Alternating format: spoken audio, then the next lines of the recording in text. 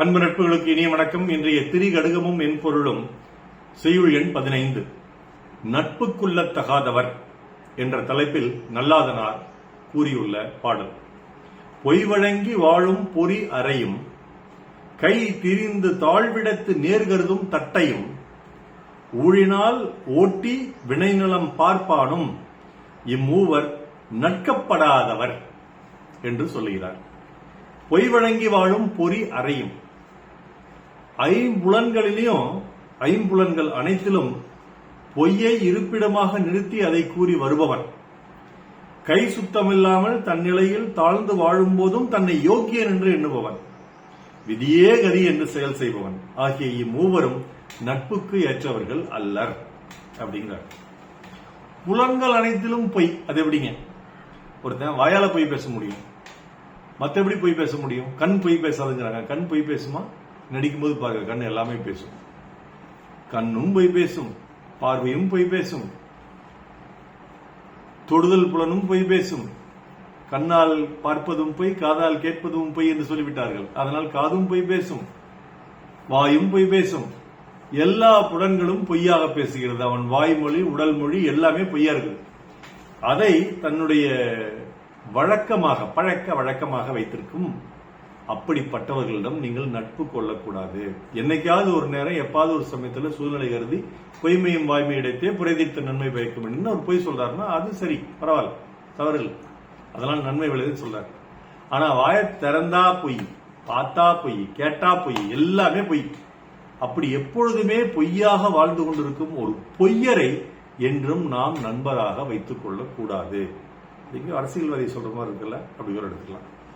இரண்டாவது என்னன்னா, கைதிரண்டு தாழ்விடத்து நேர்கருதும் தட்டையும். கை திரிஞ்சு போகுது, கை சுத்தம்னு சொல்றோம்.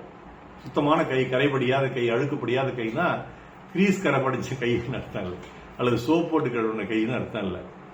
நேர்மையான மனிதன், தனக்கு திறனறிந்து தீதின்றி வந்த பொருளை ஒதுக்கி அரணும் ஈனும் இன்பமும் ஈனும் என்ற பொருளை வாங்கி வாழ்பவன், திறனறிந்து தீதின்றி வந்த பொருளை ஏற்றுக்கொள்பவன், தீதாக வரும் பொருளை ஒதுக்கி தள்ளுபவன், திறனில்லாமல் வரும் பொருளை ஒதுக்கி தள்ளுபவன், அவன் நேர்மையாளன்.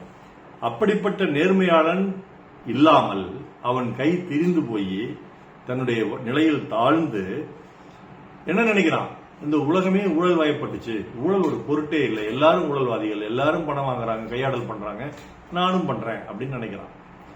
எல்லாரும் பண்ற தவறை எவன் ஒருவன் பண்ணுவதை நியாயப்படுத்துகிறானோ அவனிடம் நட்பு கொள்ளக்கூடாது அப்படின்னு நல்லா சொல்றாரு. மூணாவது யார் சொல்றாருன்னா, ஊழினால் ஓட்டி வினைநிலம் பார்ப்பான். ஏதோ வெந்ததை தின்னோம், விதி வந்தா சாவோம் அப்படின்ட்டு விதியின்படி போறது, எல்லாம் விதிப்பா என்ன பண்றது அப்படின்னு மதிய கொஞ்சம் கூட உபயோகப்படுத்துறது இல்ல.